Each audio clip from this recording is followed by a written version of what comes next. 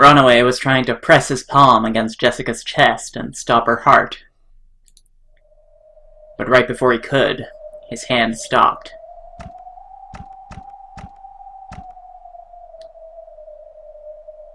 On the carpet at their feet, 2 small red flowers bloomed with a plop, plop.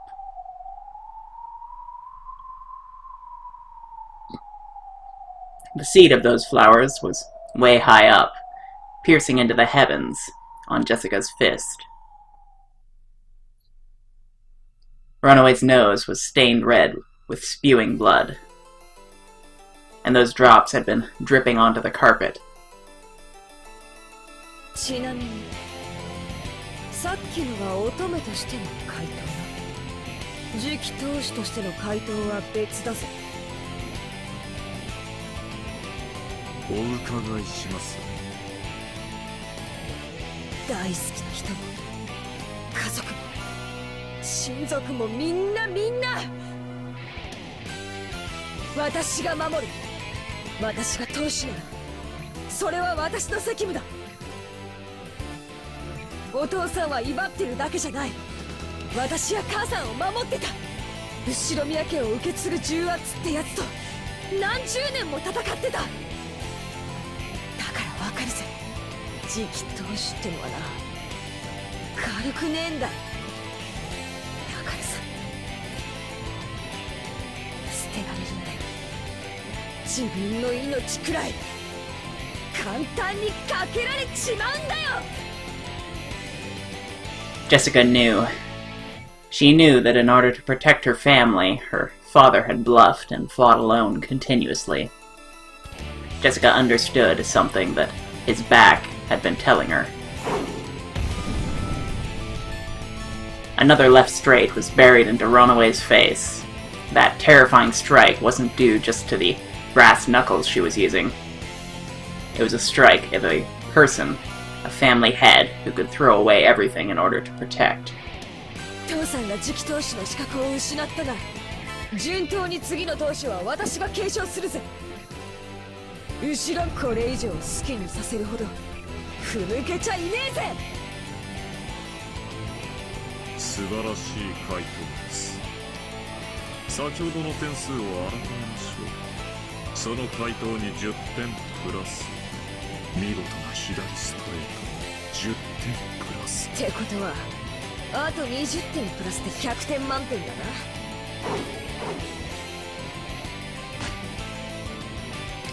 As Runaway jumped backwards, somersaulting in midair, he violently wiped away the blood pouring from his nose.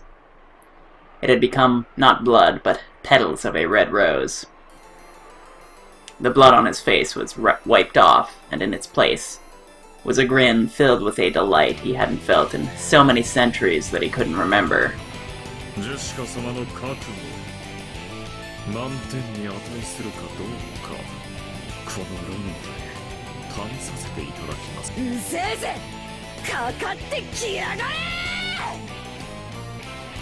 So I'm thinking right now that what I think is going to happen with Battler is that he's going to say, I'm guessing that his number 2, because I can't think of who it would be. It probably wouldn't be Kirie. I don't think he's that close to her, so I think his number 2 would be like his memories of his mother, right? Or something like that. And then he would ask, like, okay, well, how are you gonna get rid of that? How would that work? And they'd say, well, don't worry about that. We've got magic. We can do that. And he'd just say, fine, then I pick that one because I don't think magic exists.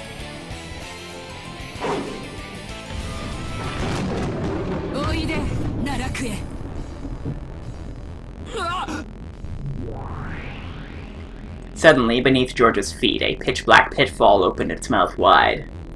Of course, George had no way of resisting.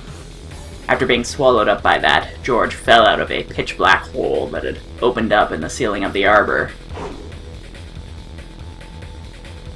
As George fell down, he was hit by a reverse roundhouse kick from a sharp stiletto heel, like a strike from a carefully aimed bee.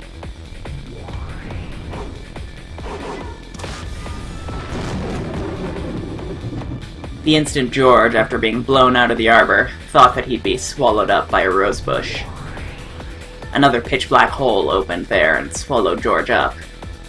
And this time, a pitch-black hole opened at Gap's feet before her eyes, spitting a defenseless George out of it.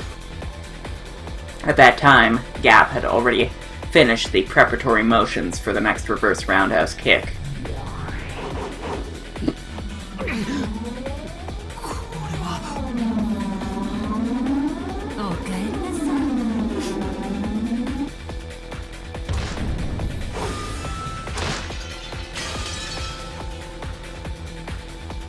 Right side of the head, below the right armpit, side of the right knee.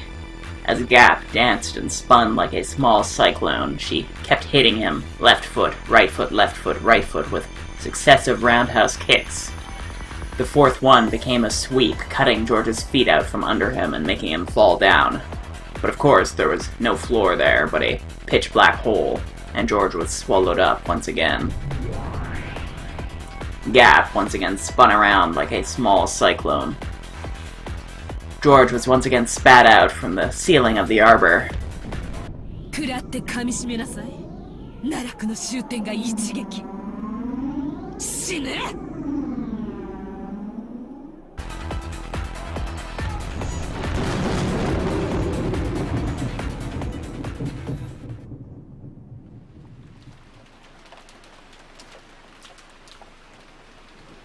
The sharp strike of the queen bee pierced the heavens like a rising cyclone.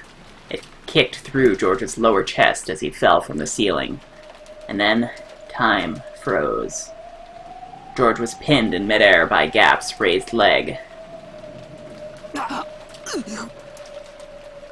Still pinned in midair, George moaned. Then Gap, with George still hung up on her foot, grinned. 認めてあげるわ。君の態度だけは一人前よ。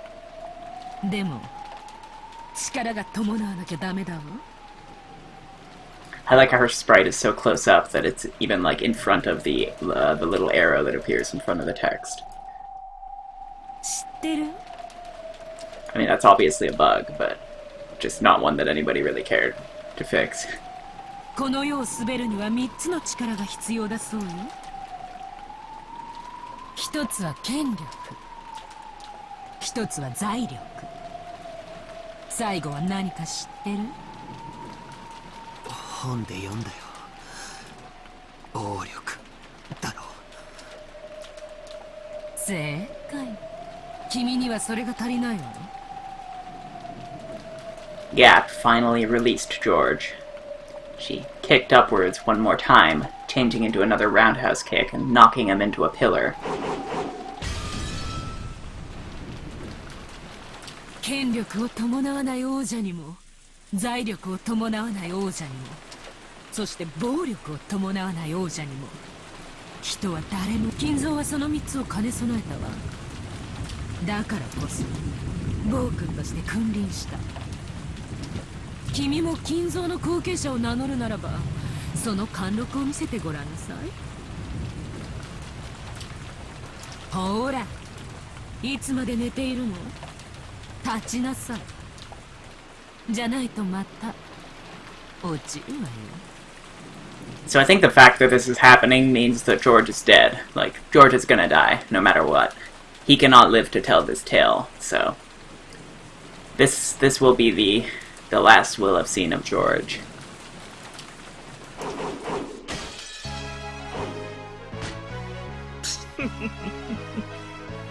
It's probably the same for Jessica, but we'll see. If he doesn't actually do anything outright supernatural, then it's possible that Runaway is just a real person, and Jessica may survive. 悪くない動きですよ。しかし、レディーには少々ふさわしくないかと存じます。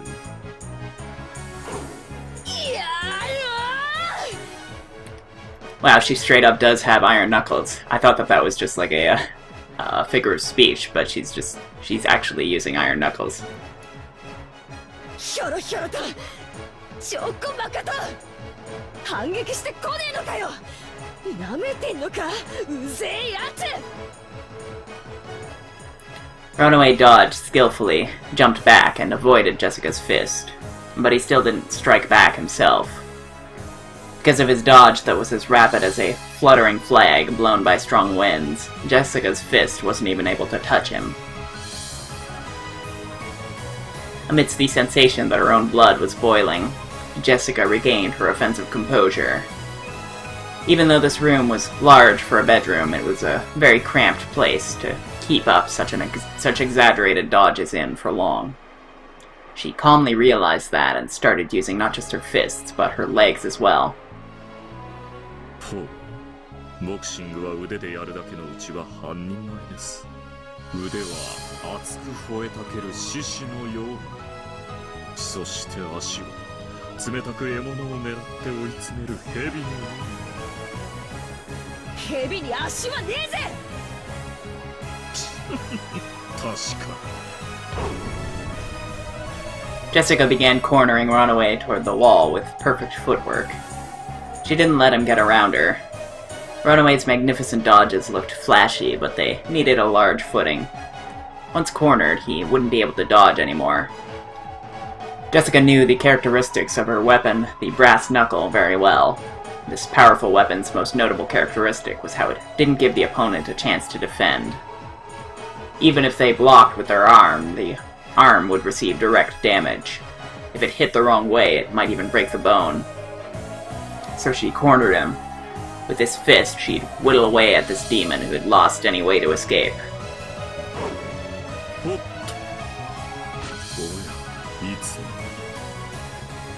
ようやく追い詰めたぜ。みんなを捕らえている場所はどこだ。クソジジイのいる場所はどこだ。洗いざらい喋ったらそのヒゲをむしり取るだけで勘弁してやるぜ。それは困ります。これでもセットに毎朝1時間をかけているのですから。ギブスの世話になったらそれもできねえな。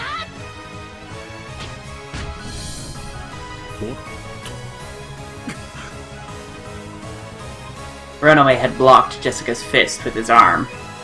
He tried to act as though it was no big deal, but it must have hurt a lot. Jessica grinned.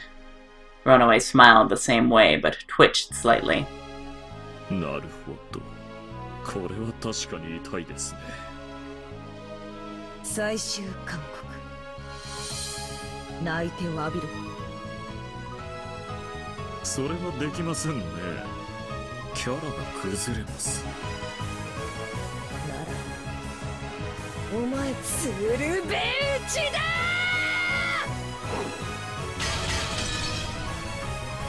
Jessica's fists were buried into Runaway, but there was a resistance that seemed too hard, and a sound of breaking glass which startled Jessica. At a glance, it looked like Runaway had caught Jessica's fist with his palm. That wasn't quite true. When Runaway opened his hand, a faint purple glowing barrier like a glass shield appeared, stopping the attack by a hair's breadth. Pulling herself together, Jessica let her fists fly again, but with a truly magnificent gesture, Runaway caught all of them.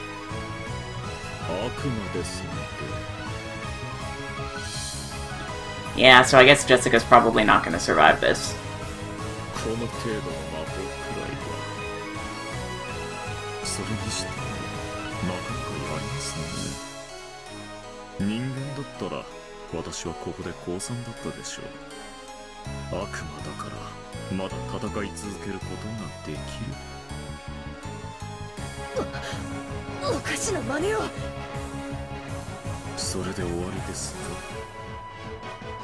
攻撃を繰り出すばかりでご自身の防御がおろそかではありませんか」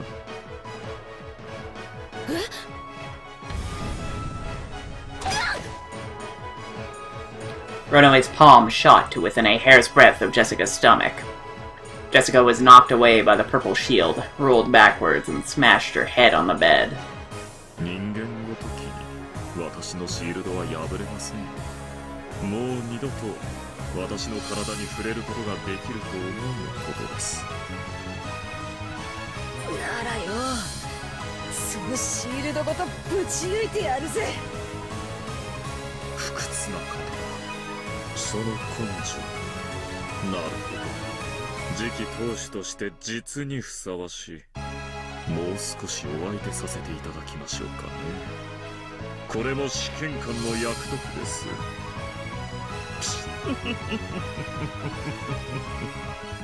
砕けろ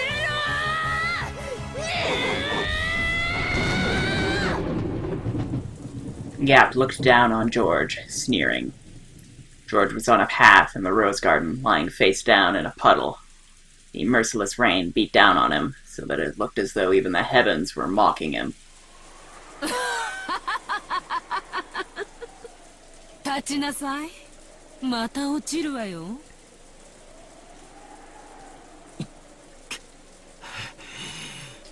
George stood up shakily. It seemed his spirit hadn't given in, but the damage done to his body was fairly significant. 命乞いなさい。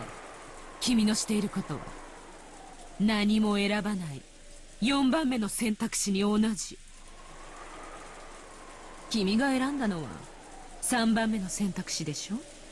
両手両膝をついて詫びれば私への比例を許してあげるわ。そしたら君を地下牢へ案内してあげる。そこで君は愛するシャノンと非力な自分のために他の人質たちを一人ずつ殺していくの。できるわよね。その覚悟はあると君は豪語したわ。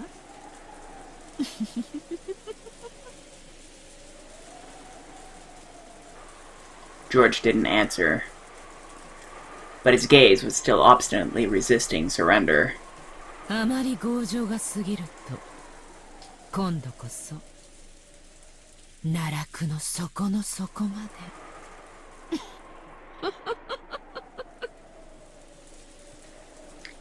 Gap's strength was evident. That was probably clear, even more than it was to George himself. To Shannon's group, watching through the three-sided mirror. 庄司様、もうやめて。私なんかのために。姉さん、私のことなんて好きにな。ジョージ様は誰とも戦わなくていいんでしょ。なら私なんて捨ててください。忘れてください。There was no way that voice could have reached George. But even so, George answered. 嫌だね。僕は屈服しない。へえ、どうして？それが僕の覚悟だからだ。僕はシャノンのために全てと戦う。そして全てに認めさせ、全てに僕たちを祝福させる。ねえ、聞かせて。どうしてあのシャノンとかいう家具のためにそこまで言えるの？あんなのただの出来損ないじゃない。給仕一つ満足にできないガラクタ家具だわ。愛する女性への暴言を僕はそれ以上許さない。だったら何？ひ弱な僕ちゃんが私にどう抗うというのかしら。人を愛するとは強さだ。それを知ったから僕は強くなれた。シャノン、僕は君を愛している。その言葉だけで僕は何度でも立ち上がれるんだ。シャノンは地下牢よ。私に愛を語られても。いや、伝わった。それが愛だからだ。シャノンには今僕の言葉が聞こえているよ。I mean, actually, it's magic, but, sure. そうだと信じられることこそが愛だ。こいつ。シャノン、君は家具なんかじゃない。家具だったとしても世界でただ一つの僕だけの家具だ。生涯僕と寄り添ってほしい。僕には君が永遠に必要だ。庄司様。焼けるわ。口説きならうちの人を超えたわね。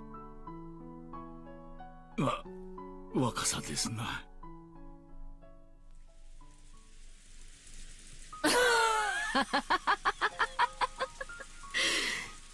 愛が強さなら坊やはどうしてそんなにひ弱なの？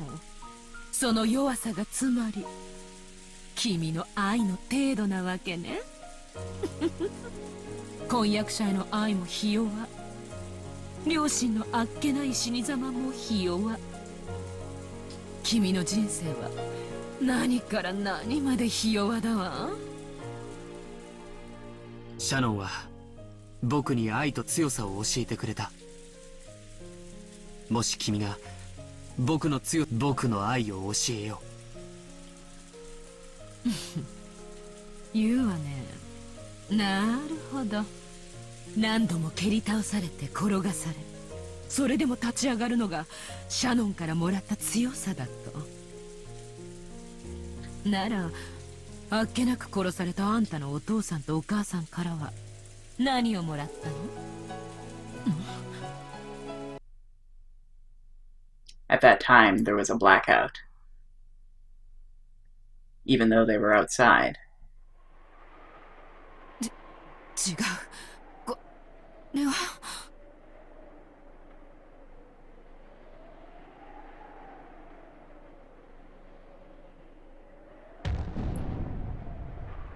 The thing blocking Gap's vision was the bottom of George's shoe. Oh, did he learn Chinese martial arts from Ava?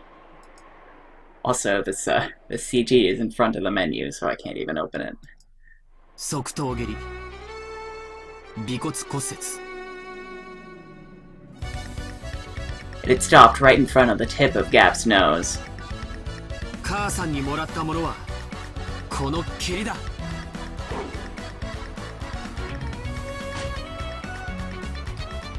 Several moments after, Gap jumped back. Of course, that was too late. If George hadn't stopped, he would have probably caused the damage he'd announced.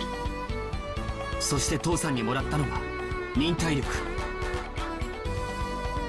Anger with a low boiling point isn't something to be truly feared. True anger is disciplined by fortitude. 君の暴力的意思表示は理解した。また婚約者と両親への名誉毀損も理解した。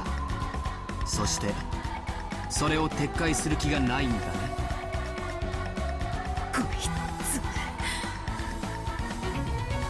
つ。君の攻撃はもう十分に理解したから。そろそろいいかな。反撃して。ほざくな、坊やの分際で。 A pitch black hole opened its mouth at George's feet. But George rapidly opened his legs, straddling the hole. The same move won't work again. It was an extremely smooth dodge, and the upper part of his body didn't even quiver. 忍耐とは熱くならず冷静に相手の出方を研究することだ。何のために？決まってるじゃないか。わかるかい？わかんないわよ。反撃してきっちり借りを返し、二度とちょっかいを出したくないと思わせ、涙と鼻水で顔面をぐちゃぐちゃにして、それを拭うのを忘れて、額を地面にこすりつけて何度も謝りたくなるほどに完膚なきまでに完璧に徹底的に叩きのめすためだよ。 George dashed. Pitfalls opened one after another, but George didn't step in them again. And because he was persistent, he was able to reach Gap a second time. 後ろ回し蹴り、顎部骨折。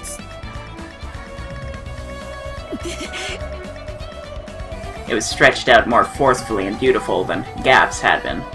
Of course, while it centered directly on Gap's face, it stopped a hair's breadth away. Perhaps she couldn't rely on pitfalls at this close range. Gap kicked at George's shins as a diversion, and in the instant of weakness when he tried to deal with that, she aimed a kick at his stomach. It was a bee-like stab by her stiletto heel, but it sliced through the air where George no longer was.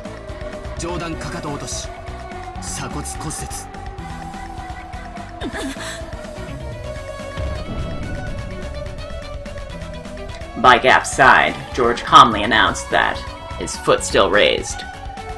If that monarch's heel had swung down, a collarbone fracture would probably have been the least of her worries.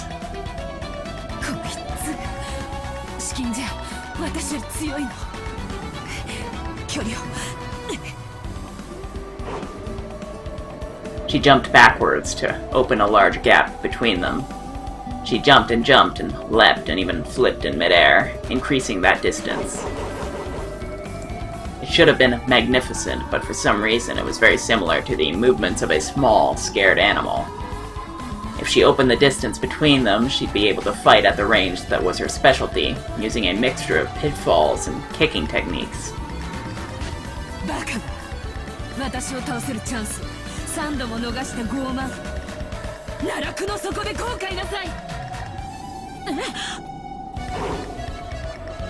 When she magnificently landed and tried to aim a pitfall, a razor-sharp wind cut Gap's bangs. Yes, it cut them. It happened twice. This time it didn't just stop a hair's breadth away, but scattered her bangs with its air pressure.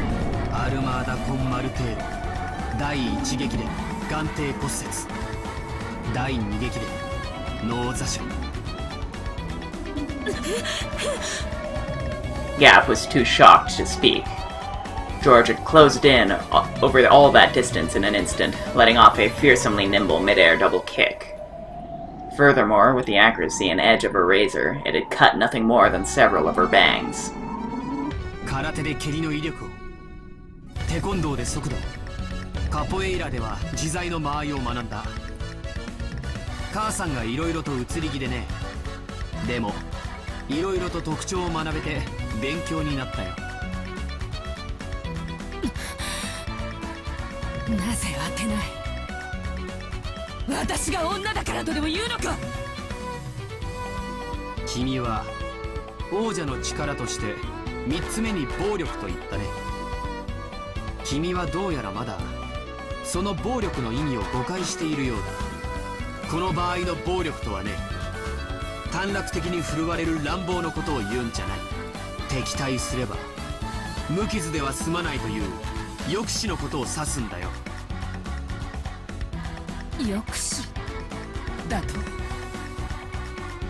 In short, this is what it meant.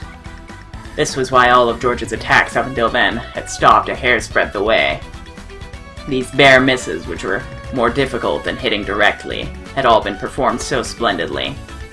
Also, if George had wished it, any one of those would probably have crushed Gap. He had daringly not done that.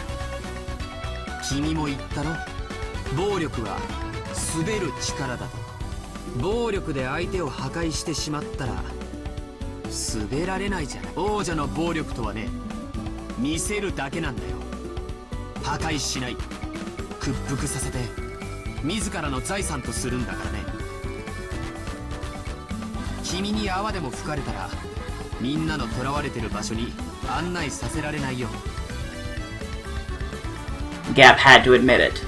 She had to admit that George understood force in its truest sense.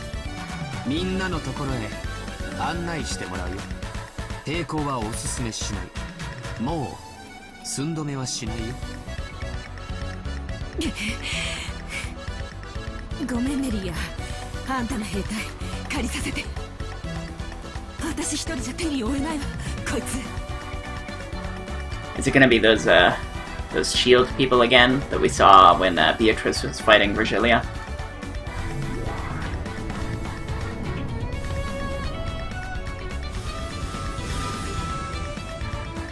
Or not, it could just be goats. as a large pitch-black hole opened in the sky. Thunk, thunk, thunk. 3 muscular goat attendants fell out. They surrounded George. 増援会？それは僕がひ弱であることを撤回したと受け止めていいのかね？認めるわ。あんたも人間の力を侮ってたわ。違うね。これが愛を覚えた男の強さなのさ。ふざけ！臭い。さあヤギたち、その男を潰して肉団子にしてやりなさい。このヤギたちはバカだけどパワーだけはあるみたいよ。あんたの死体、婚約者にも見分けがつかなくしてあげるわ。降伏拒否並びに継戦の意思了解したい。以後は君の攻撃に等しい分だけ君に実害が及ぶことを宣言する。僕をまだ攻撃するつもりなら相応の損害を受けることになると覚悟するがいい。 When George proclaimed that, a faint, red magic circle rose up around him. It seemed that George couldn't see it. However, Gap, being a demon, could. 魔法？どうしてこいつが防御結界を？しかもそれ反撃特化。それがあんたの抑止という意味。 From a demon's perspective, that may have been magic, but in George's eyes, it was determination.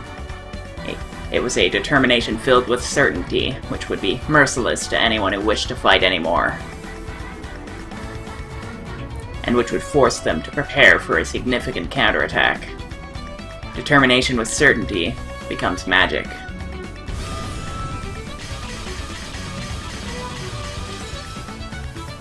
Runaway had been accurately blocking Jessica's fists with his shield, but something felt odd. Even though he was certainly catching them on the shield, he felt his arm get jarred and it hurt. It should have prevented all physical damage. However, the damage from her fists was gradually being transmitted to his arm, piling up. Runaway tried to act like he was composed so that this wouldn't be noticed. 私はバテねえぜ。どうしたよおっさん。ちっとは答えてきたかよ。いくら攻撃しようとも無駄ですよ。私のシールドはあなたには砕けないとどうしてわからないの？砕けないからってよ、殴るのをやめはしないぜ。どんな硬い心にだって言葉はわずかずつ響き、やがてはひびを入れることだってできるんだ。私は信じてる。この世に無駄な努力なんて存在しないってな。だから生きるんだろ、思いっきり。言葉だっていつか通じるなら拳だって同じってことだぜ。私の辞書には諦めるって文字は書いちゃいねえんだぜ。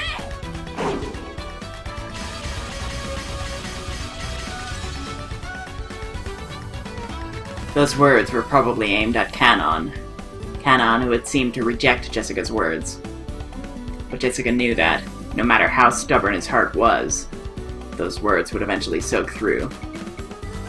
She believed that they would surely reach his heart, that the day would come when he would stop calling himself furniture and disparaging himself, and that he'd step out into a new life. So Jessica didn't give up. She didn't lose heart. バカみてえだろ。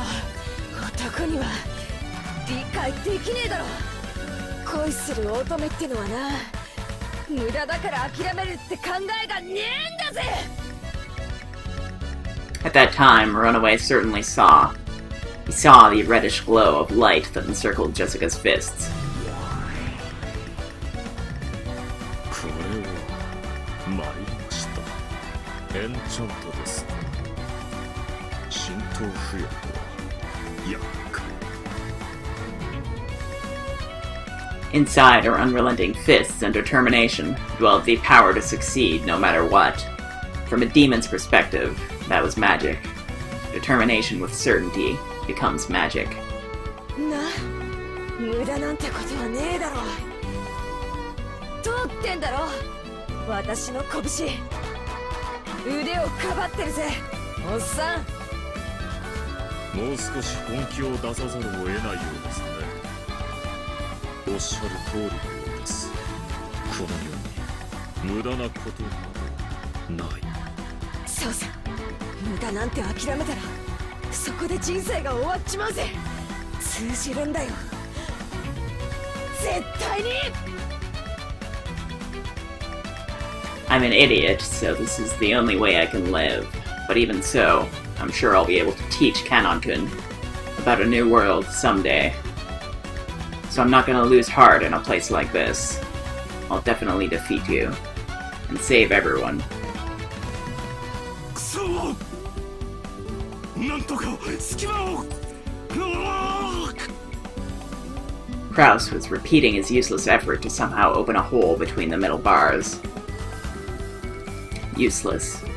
Nothing is useless. There's nothing. The lookout goats had been swallowed up by those black pitfalls and disappeared. Now was their once-in-a-lifetime chance. This was their only chance to break the bars.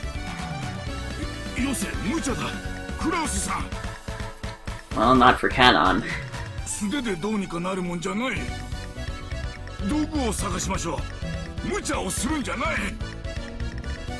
無駄と諦めたらそれまでと娘に言われてしまった。私の体は無理でも小柄なシャノンかカノンが抜けられれば。この段階に至っては出ない知恵を絞るより行動あるのみね。力を合わせましょう。私もやるわ。カノン君、男の子でしょ、手を貸して。カノン君、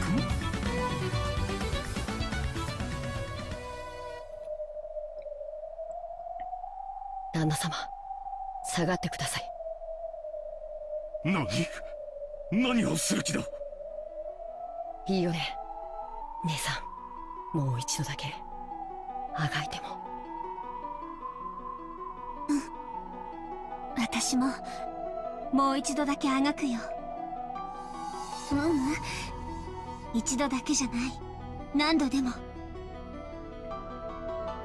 Jessica's voice had reached Kanon. It certainly had permeated into his cold, rock-like heart. And George's voice had reached Shannon. If the love he had shown was embodied by strength, she would have to respond in the same way.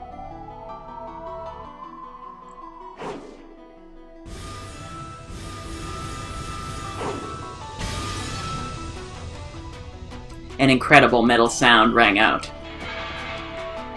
In the first flash, several metal bars were severed horizontally, and in the next flash they were severed horizontally again, causing many metal bars to clatter to the ground like bamboo shoots cut by a sword. Kraus, Kirie, and Nanjo didn't even have a clue as to what just happened. 南條先生。 So they're all dead as well.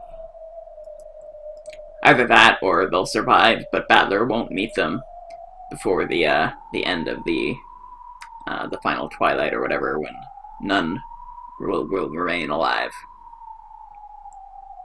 Also, completely unrelated to what's happening right now, but I did manage to figure out one possible explanation or way of reconciling what happened at the end of episode 2. So basically, I was thinking along the lines that Battler is our protagonist, therefore what he sees is what we should take as like 100% fact. But I think a better way to think about it is the reason why we're able to trust what Battler sees is because he doesn't believe in magic. So he sees the world in which only like physics and logic and all that apply, and there's no magic. So if he sees something normally, that means that we can trust that that's a real thing that happened. But in episode 2, that was not the case. In episode 2, he was clearly accepting of the witch. He was starting to believe that magic existed. So I think that the moment Battler started to think, you know what, maybe magic does exist, maybe it's okay for me to think that magic exists, that's when he became unreliable as a narrator, just like everyone else. So I think that's probably what was going on there. お屋敷や廊下をどっちに？左奥だ、左奥。参りましょう、旦那様方。すぐにワルギリア様に気づかれます。Interesting that Kanon and Shannon appear to not be familiar with Kuadorian, at least. So that's one secret that they're not keeping, at least. あんたたちは一体何なの？僕たちは。When Kanon hung his head a little and faltered, Shannon slapped his shoulder, smiled, and spoke. 私たちは人間です。ワルギリア様！警戒網に反応、脱獄です。なぜか見張りのヤギがいません。どうしてです？ガープですね。人の召喚物を勝手に。ガップ。交戦規定確認。脱走者への射殺許可を申請であります。おやりなさい。やっちゃいなさい。ガップ。了解であります。45410追撃狙撃戦準備。弾手収束誘導弾。ワルギリア様、逃亡阻止結界を。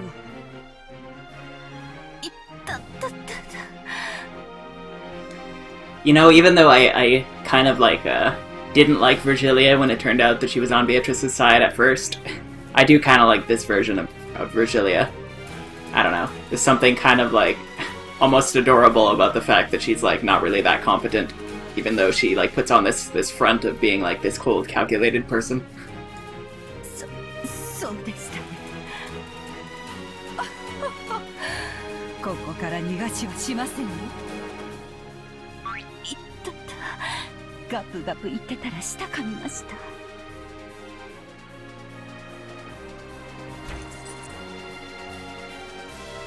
The underground passage in front of them was once again blocked by metal bars.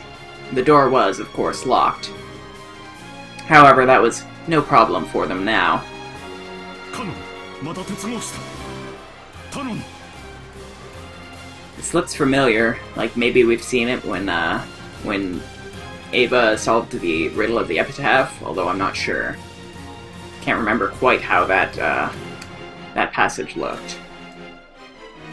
はい、旦那様。I don't think it was quite this, like, natural and rocky. I think it was more smoothed out. しかしすごいわ。一体どういう原理なのかしら。Yeah, of course she would. 原理など興味ないね。大事なのは彼に鉄格子が切断できてここから脱出できる気にするならカノン。やれ。お任せを。Kanon sliced the metal bars again with his red curved blade. But there was a harsh, strange noise, and the metal bars only had a slight scratch. なんとこれは頑丈な。違う、エンチャントされてる。ワルギリア様の魔法杖だ。切断できる？もちろん。でも時間をかけるよ。3分間待ってやる。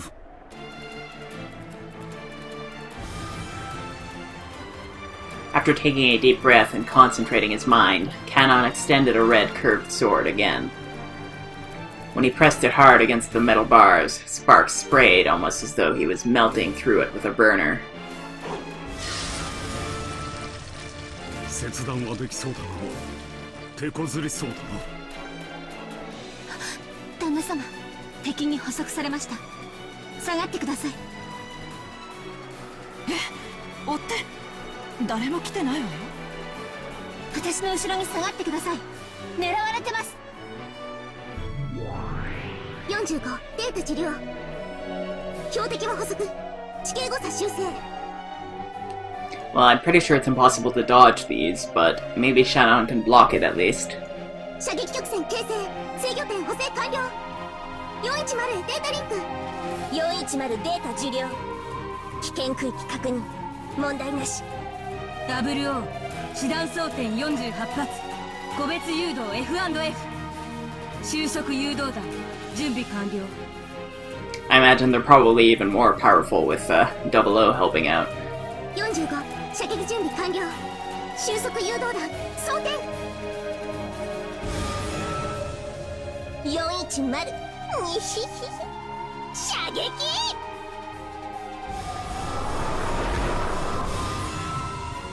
A golden arrow that sparkled gold was fired, leaving a gold tail streaming behind. It drew a curve, went through the door, through the keyhole, down the stairs, towards the underground path at full speed. 何か光りましたぞ。黄金の矢はシールドで防げない。カノン君、迎撃態勢。リンクしよう。ゲートキーパー了解。姉さんと一緒に戦うのは久しぶりだ。 It's been a long time, so like, when was the last time? どじらないでよ。本気でやる。なら問題ない。 Cannon stopped cutting the bars and stood in front of Shannon.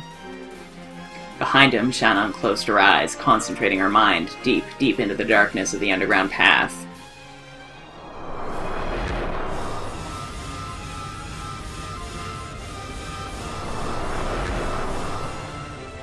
A guided cluster round is a special kind of arrow made up of 48 sub-rounds bound together. It explodes mid-flight and divides into 48 mini-arrows. The strength of each individual one is low, but they pierce through all shields and possess a perfect wounding and killing power against personnel. And on top of that, each one of the 48 possesses autonomous guidance towards their individual targets. 分裂した。 収束誘導弾分裂確認。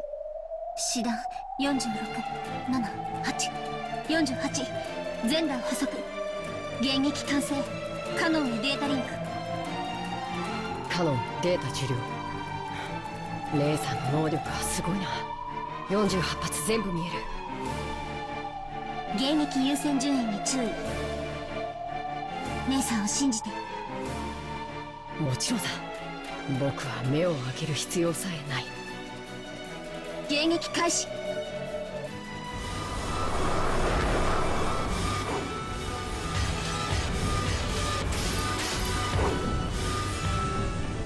目標健在。迎撃されました。いや、48発全部。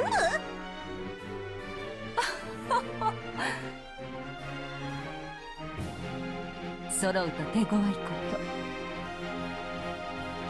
あいつだってこれ口内炎になっちゃうかしら。落ち着け。再装填。弾種を変更。精密高速狙撃弾。精密狙撃戦準備。そりゃいいね。追撃不能の超高速弾。ゲートキーパーごときじゃ防御不能だに。 精密狙撃戦了解。精密射撃用データ収集開始。一体今のは何なんだ。安心して。私にもさっぱりよ。一つわかるのは二人に頼らなきゃ死んでたってことね。カノン君ありがとう。鉄格子に戻って。多分次のは迎撃できない弾が来る。 そんな攻撃をどう防ぐんだ。撃たせません。カノン君、霊視線、防備。You just told him to go back to the metal bars. At those words, Cannon closed his eyes tightly and ground his teeth. With Shannon at the center, a pressure and impact that only non-humans could perceive struck.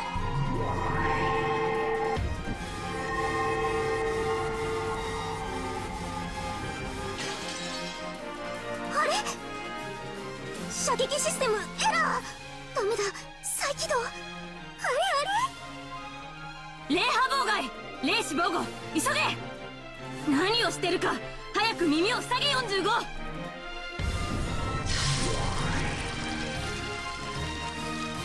An unseen, unheard impact had struck the Chiester sisters. 00 and 410 crouched down, covering their ears, but 45 didn't make it in time.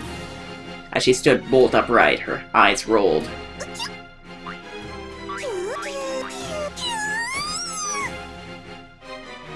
45損傷。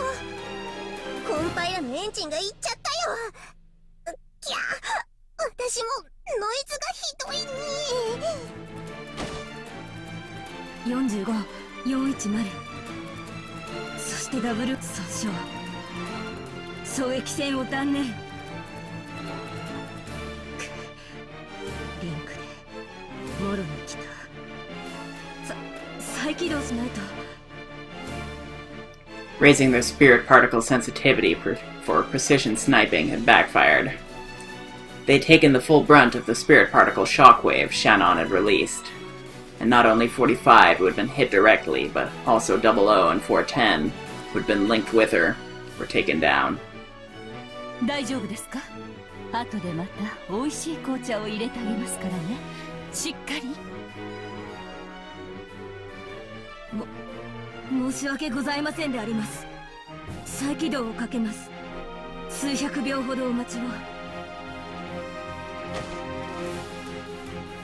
All of the Chiester sisters had fallen over. They would probably get back up eventually, but it looked like it would be hard for them to return to the battle lines for a while. 家具は無分一時的にとはいえ退けますか。なるほど。あの子の面白がる筋書きは実に大番狂わせが多いこと。 Virgilia tore the air with a large gesture, motioning as though opening a door. さあさあおいでなさい、ヤギの従者たち。 I feel like that line she just had was probably significant in some way, but I can't really think of how right now. お仕事の時間ですよ。脱走者たちを殺して捕らえなさい。死体でいいのですよ。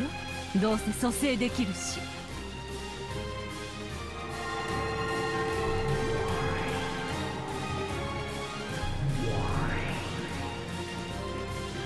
A gold-colored door opened in the air, and countless giant goats with muscular bodies peeked their faces out. さあさあ急ぎなさい。脱走者は5人いるから5等賞までの早い者勝ち。素敵なご褒美がありますよ。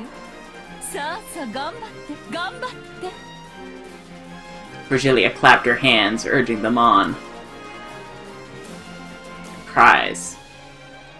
After facing each other at those words, the goats all rushed to the door at once, trying to get out. Making the exit as packed as the Tozai or Yamanote rail lines in the morning. Each wanted to get out first, so none of them could get out. Virgilia held her head in frustration.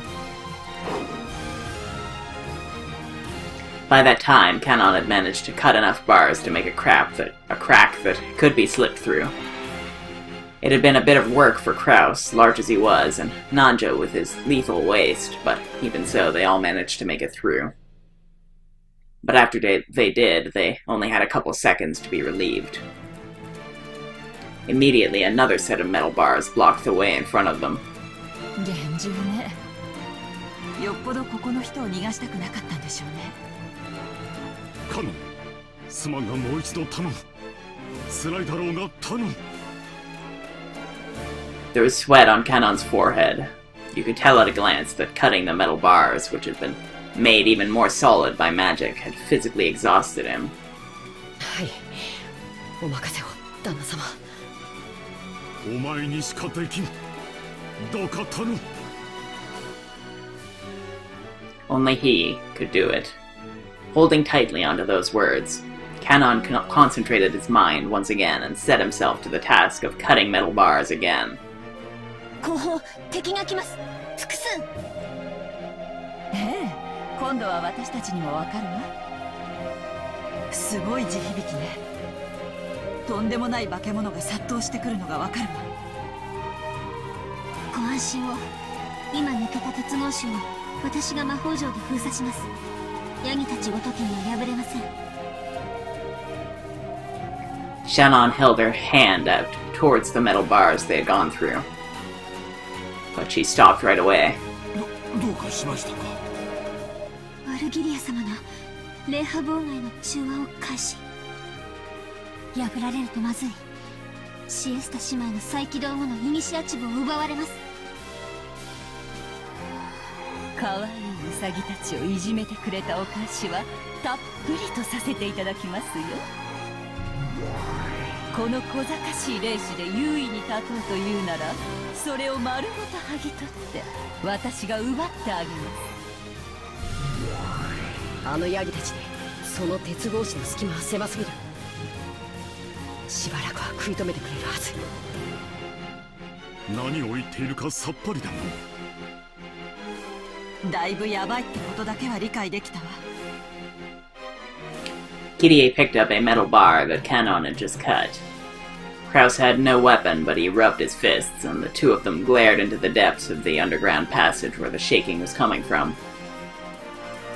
この鉄格子で遮るものはおしまいのはずだ。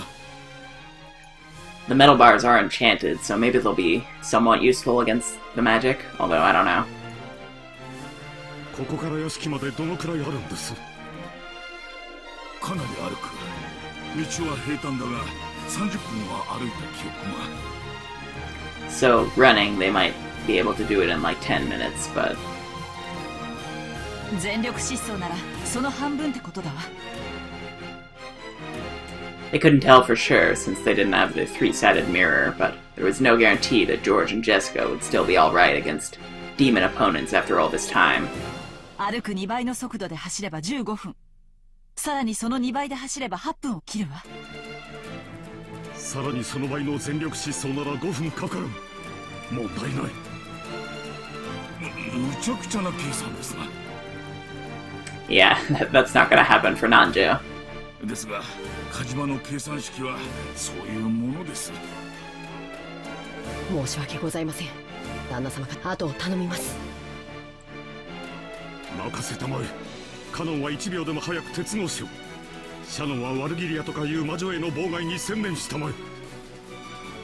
追っては私とキリエさんで防ぐ。Then the roars of beasts rang out from the darkness, and several fiery, glowing, bright red eyes appeared. Goats that were several levels more massive than the guards were rushing in with an incredible force. The tremors they created were almost like an earthquake. They brought a frightening intensity and terror, but Kirie actually laughed with relief. Those massive bodies wouldn't be able to go through the crack in the bars.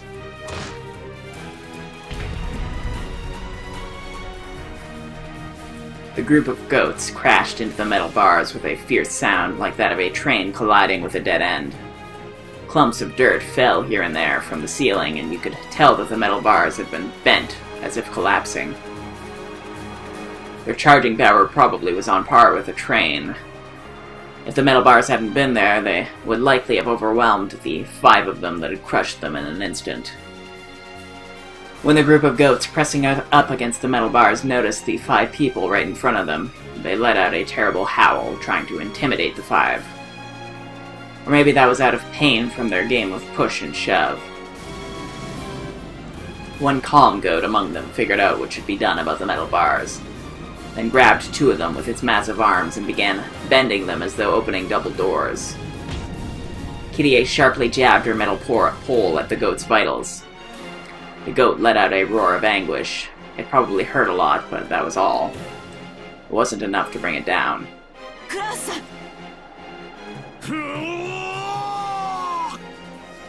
Still holding the metal pole she had stuck out, Kirie relinquished the opposite tip to Kraus. Kraus ran there with all his might, jumped up and kicked down with all his weight and kicking power combined. All of that destructive power was focused on a single pole, drilling it in.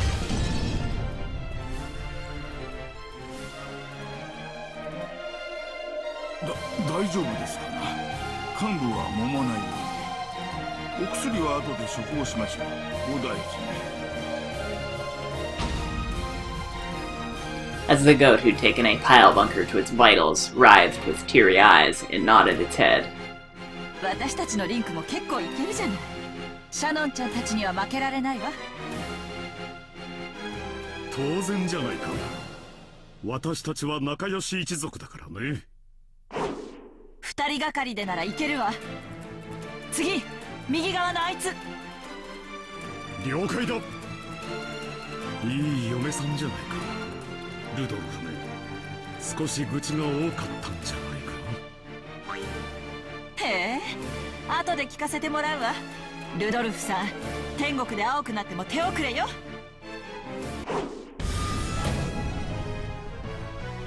The goats' massive bodies were buried in rose bushes, even taking account that a leg's power is 3 times that of an arm's. This strength surpassed common sense. To think that those massive bodies had been kicked in the chin and flown through the air, it was too fierce. Even George seemed a little surprised. 僕の蹴りが化け物にも通用したとはね。驚きだよ。あんたの反撃特化結界のせいよ。ブレイズした攻撃力をそのまま自らに上乗せしてる。あんたの蹴りにはその化け物どもの怪力が加算されてるのよ。I wonder if we actually have magical profiles for George and Jessica now. Not yet, it seems, but I feel like we might get that pretty soon, or at some point anyway. Probably by the end. へえ、よくわからないけど僕にぴったりじゃないか。誰であろうとも攻撃してくるなら等しい反撃を覚悟してもらう。専守防衛、僕のポリシーそのものだ。 That's why Gap couldn't easily touch him. The counterattack style barrier had no defensive power. However, because of its countering ability, it could be useful in defense by making the opponent hesitate to attack. The goats had been foolish and so had attacked without worrying, but this second effect had worked in full against Gap. こいつらは単調だね。パワーが互角であるならば小柄な方が有利だ。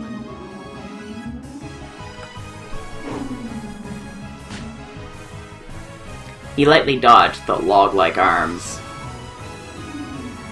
When those arms touched the barrier that protected George, they let off a strong red light. The tip of the counterattacking foot would then gain the same sparkle, and the superhuman power of the goat added to its own.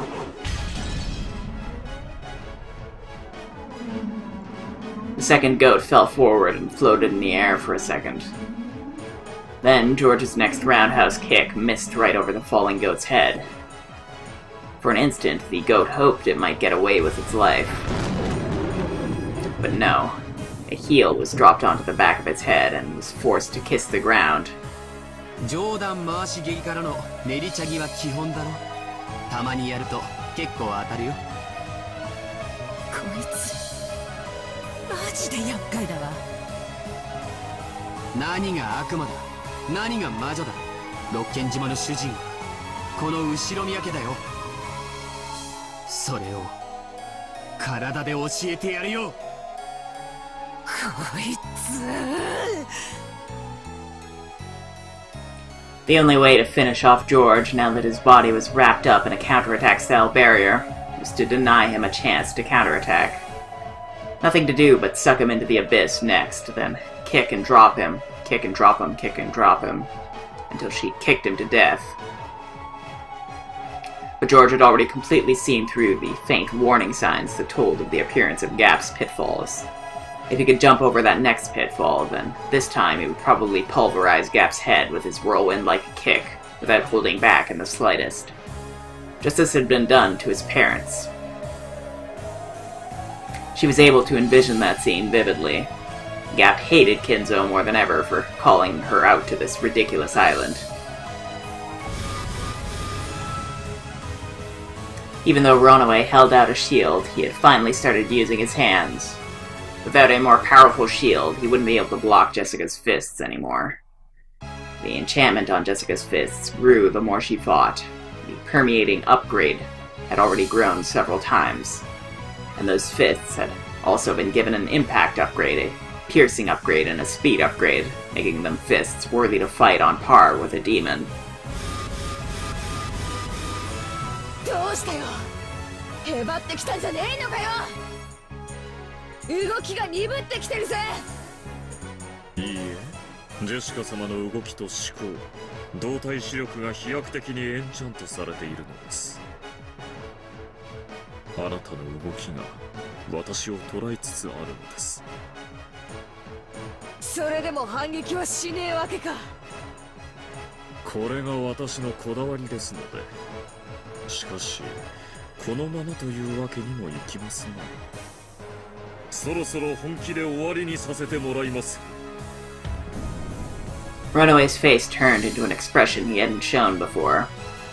It was full of respect for Jessica in a truly demonic way, because it was an expression he only showed for enemies who made him get serious.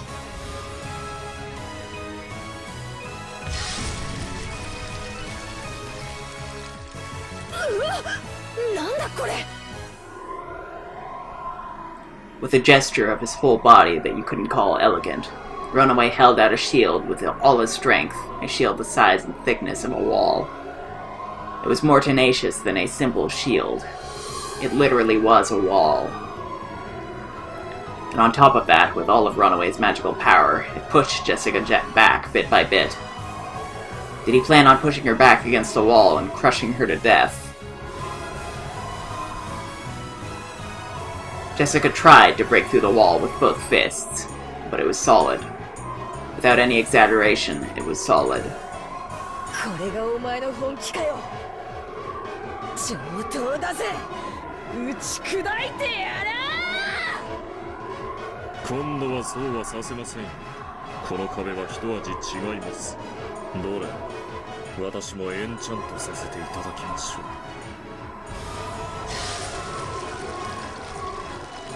When Runaway made a magic sign, almost like a ninja, the wall glowed red for just an instant, and some kind of ominous power dwelt within it.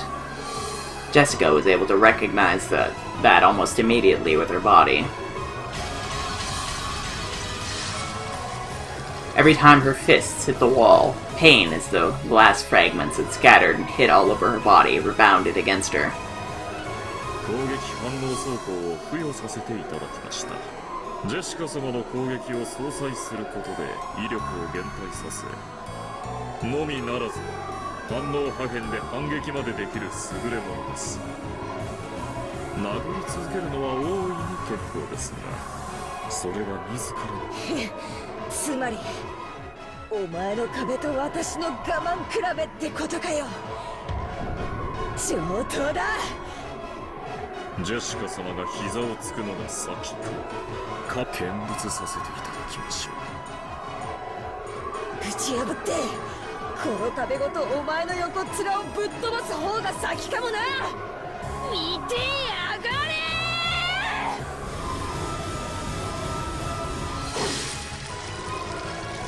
Without hesitation, Jessica punched using both fists. Each time she did, a large amount of shards scattered, torturing her entire body. Instantly, several red gashes appeared all over her. She grimaced at the intense agony, but her eyes were burning with fighting spirit and her lips curved in a grin that stood in sharp contrast to the pain. カノン、まだかね。私たちは平気だが、奴らを防ぐ鉄格子が平気ではなさそうだ。もう少しです。こいつらキリがないわ。おしくらまんじゅうだけで鉄格子を破りかねない。 The group of goats made the metal bars creak. Several arms grabbed the bars, twisting them with superhuman strength. However, some bars were being pulled in opposite directions by different hands. Apparently, they really were stupid. The way those countless hands grabbed the metal bars sometimes happened to match up by chance. Several hands grasping two metal bars neatly put their power together and pulled the bars to the left and right. The incredible sound of metal bending could be heard, and that crack was getting larger, bit by bit. They attacked the arms of those goats one by one, but they weren't getting anywhere. They couldn't stop the gap from spreading left and right. At that time, there was a loud metal sound behind them. Canon had finally finished cutting. 早く。キリエさん、レディーファーストだ。南條先生も続いて。旦那様、ここは僕に任せてください。これは Canon's red sword that had cut through the metal bars disappeared. ごめん、マルギリア様の霊視線影響下に入った。私たちの魔力が中和されてる。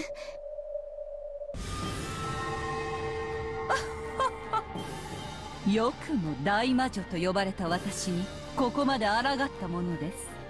もはやその地下道ではあなたたちの魔法は使えませんよ。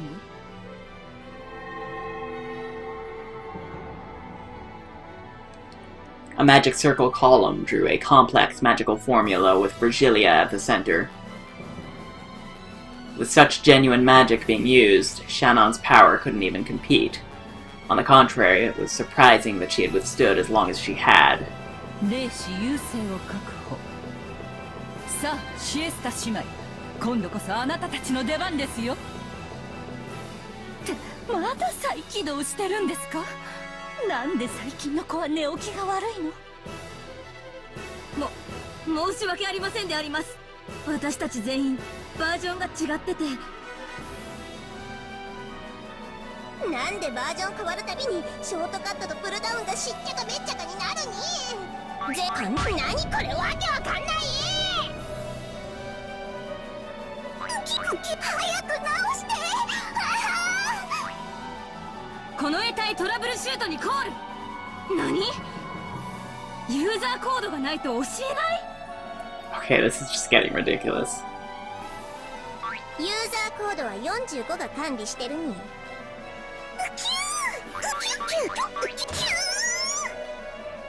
紙に書かせろ。言語支援システム再起動できてないから文字も書けないに。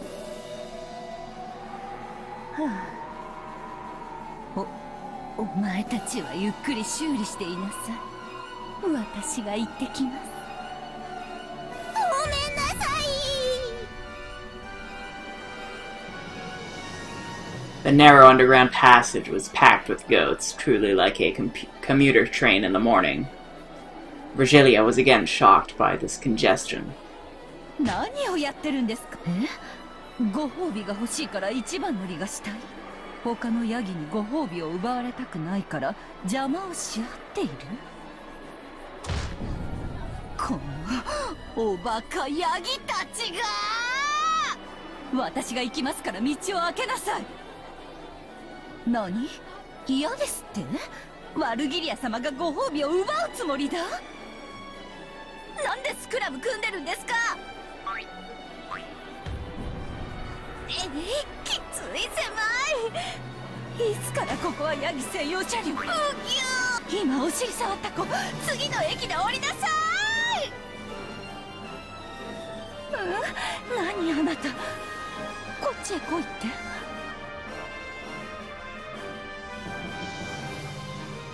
The five in Krause's group dashed through the passageway with all their strength. They couldn't dawdle around in an underground place like this. They had to quickly join up with the children on the surface. If they could meet up, there would no longer be any more sorrow. At that time, a terrible rumble started chasing them, and their pursuers finally made it through the metal bars. But they couldn't see anyone when they turned around. However, that rumble and the dirt that fell here and there from the ceiling grew closer and closer, finally catching up with them and even going past them. It felt almost like being chased by ghosts.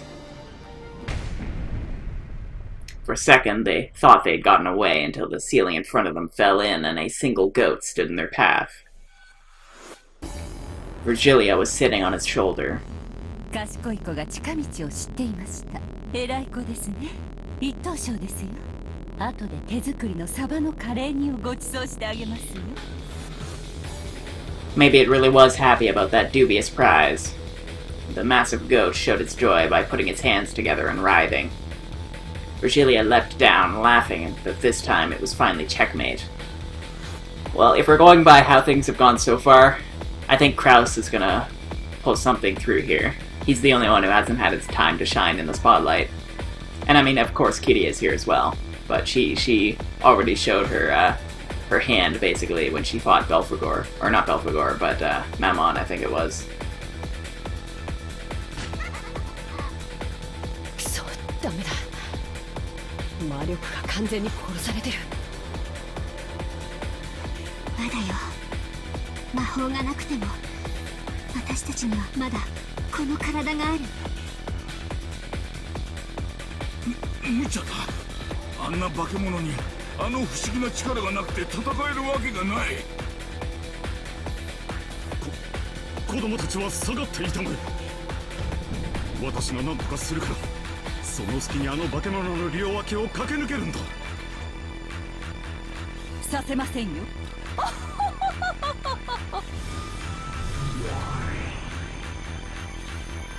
When Virgilia clapped her hands, a purple magic circle wall appeared behind her, stealing even the faint hope that Kraus had been betting on. ドンチ、キュースか。いや、マカだ。ジェシカも戦った。私が戦わんわけにはいかん。本気なの？無理よ、あんな巨大な化け物に。むちゃくちゃだ。クラウスさん、他の方法を考えましょう。思いついたら提案してくれたまえ。それまでも私が何とかするしかないようだ。さあ、下がりたまえ。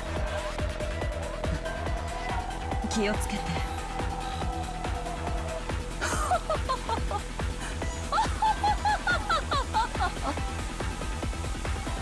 おやおや、クラウス、あなた一人でこの子と戦うつもりですか？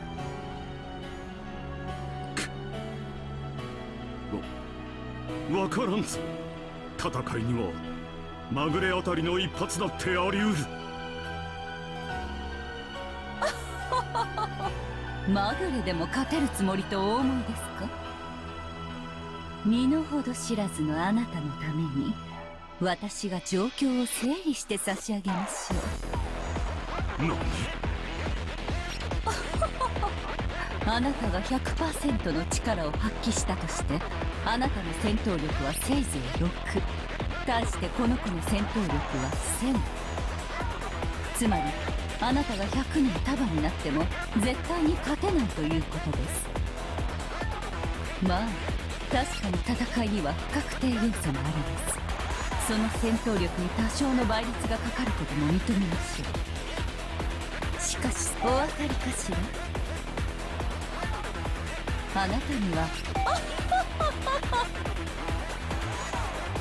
Virgilia and the goat guffawed together. くそ、毎日ということは配当は1万倍ということではないか。 And that's pretty much how Kinzo confirmed the magic works, so yeah. いい大穴だ。そういう馬券は好きだよ。買いたくなる。 And they always said that he was he had really good intuition when it came to investing in things. He just did it too early, so I don't know. I think he's got this. それを買うコインはあなたの命1枚しかありませんよ。しかしそれでもその奇跡に運命を託したいというあなたの気持ちよくわかります。ですので恐れずにまあそれでもあなたに負ける気は全くしませんが、それにしても何かしら、さっきからピンポンピンポンと。 I've been trying to figure that out as well. よかった。その勝負受けて立ってやる。左腕だろうとなんだろうと、どうせ私は一撃で殺されるだろう。私のチャンスもまた一撃しかないのだ。それに全てかけるしかあるまい。むちゃくちゃだ、クラウスさん。あんたがボクシングをやってたことは知っているが、それでも大学時代のはず。いやいや、仮にプロのボクサーがいたとしても、あんな化け物一撃で倒せるはずもない。リングの上での試合なら確かにね。でもクラウス兄さんが望みをかけるチャンスがわずかだけどあるわ。彼はそれに全て望みをかけている。まさか。しかしそんなのうまくいくわけがない。旦那様、見ている。一撃で決めてやる。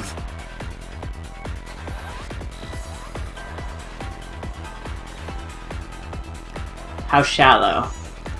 I know what you're after. The distance between the two of them is more than 10 meters. If the goat and Kraus both step in with all their strength to settle the fight with a single blow, their power will be double what is normal. Both will crash together, so it's a relative 4 times normal. Even if, on top of that, the strike lands on a weak point for a critical hit, that will only double the power again. In short, Kraus's maximum power level of 6 times 8 would be 48 at the most. He might or might not be able to win if he repeated that lucky shot a full 20 times. If you're killed every time you take a hit and your damage still accumulates, let's see. Perhaps you might finally win when we get to episode 24, yes? If only this series could stretch on so long. Either way, you don't really think you have a slight chance of victory. Hey, seriously, what is that bing bong sound? 私も一撃に全てをかけさせていただく。ヤギ君も遠慮することはない。本気で来たまえ。全力を要望ですね。本気の一撃で粉砕し、肉片に変えてやりなさいね。As the goat got excited and beat its chest over and over, it took a position as though preparing for a sprint. Is this what you wanted? Bet your hopes on the greatest limits of your power level, and despair when even that gets you nowhere. It rang again. The heck, it's really starting to get on my nerves. 行くぞ。いいかね。The goat howled in response. Then, with a matched timing that only the men confronting each other could comprehend, the two leapt forward like bullets shot out of a gun. The men howled, collecting the strength from all over their bodies into one arm each. The goat's fiery, glowing eyes clearly locked onto Kraus's face. He could perfectly see a vision of when he would step forwards, when he would punch through Kraus and blow him away, and when he would win perfectly. Long, painful days up to that point drifted through the goat's mind. Those painful days of training when his senpais had picked on him, those faint glimpses of the warm concern his senpais felt for him.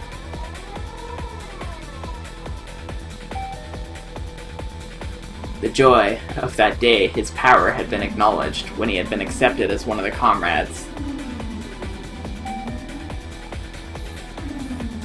I never showed proper respect to my parents. That's right, didn't I plan to wash my hands of this business when this job was over, and return to my hometown? I'm sorry, little goat sister, your Oni-chan always caused you so much trouble. And I actually have a childhood friend and I'm gonna marry her when I get home. What are these, like, accumulating death flags?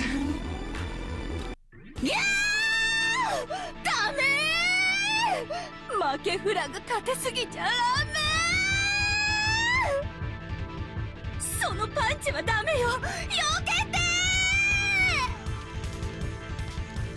It happened the instant before the two crashed and their punches crossed. 愚かね、ワルギリア。冷静な判断を欠いたようよ。そのパンチを受けてはなりません。弾きなさい。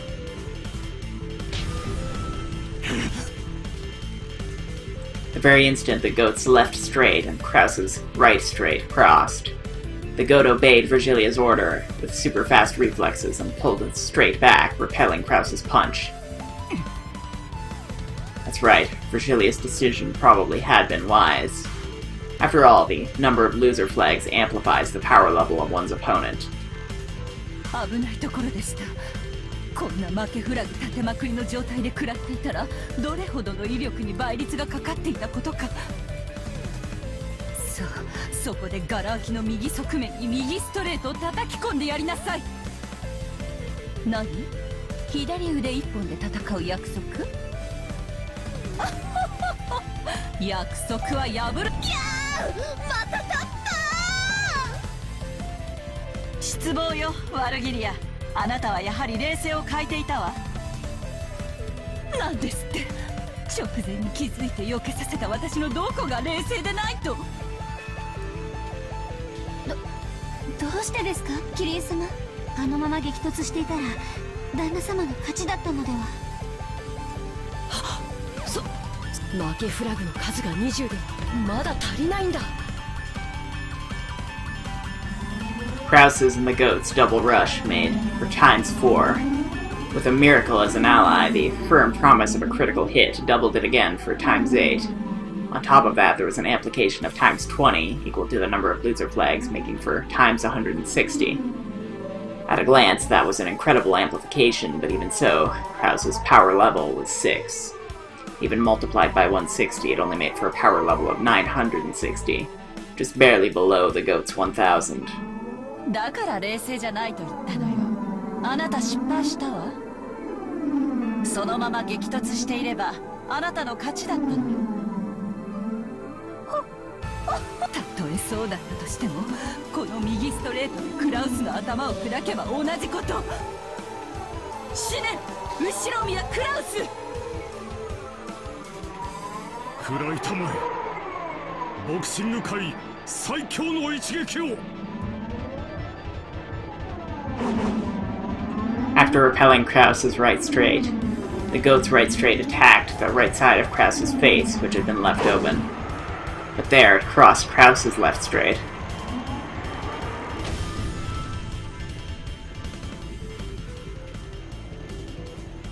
The two punches crossed, and time stopped as each aimed for the face of the other.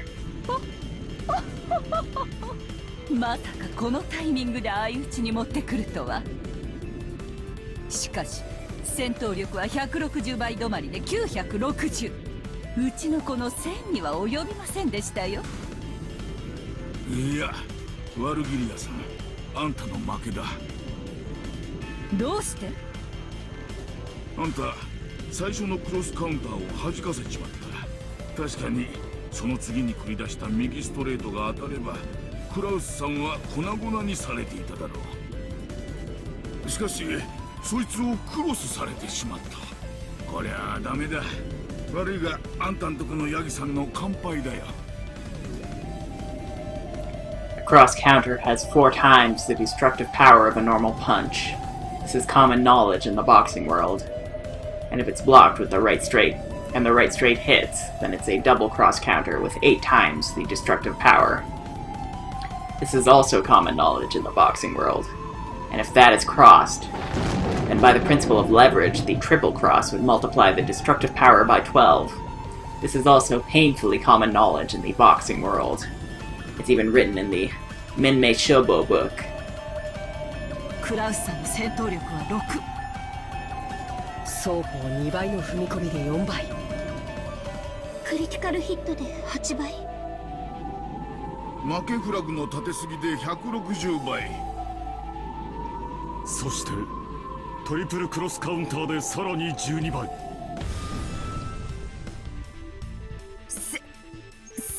1920倍。 His power level is 11,520. Krause's punch now had the power to easily win the first 10 Kaiichi Budokai. Jesus. They're not even trying anymore. これは勝利を最後まで諦めなかったクラウスさんの執念とあんたの慢心が招いた結果だ。どちらが欠けてもこの威力にはならなかった。あんたよく戦ったよ。もう倒れてもいいんだぞ。Nanjo clapped the goat on the shoulder.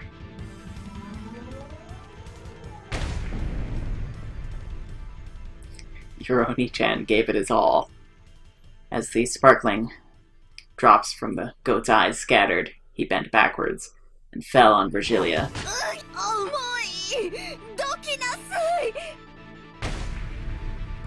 The goat's massive body was too heavy for the slender Virgilia. She wriggled around with it on top of her, but it didn't look like she'd be able to escape.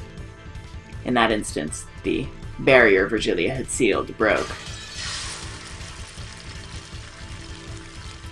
悪く思うな。テコの原理を侮ったのが君の敗因だ。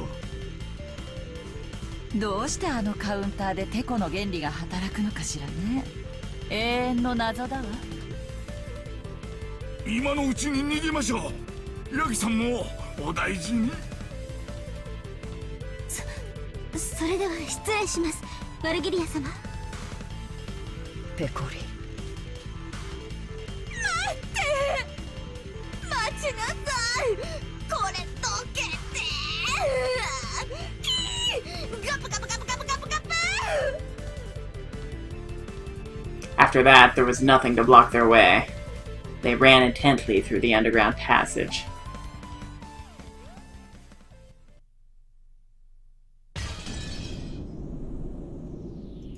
Alright, we're gonna end it there.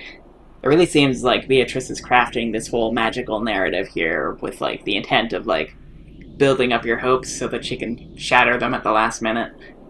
Because it's very obviously what's going on here. There's no way that all of this is just gonna turn out all peachy.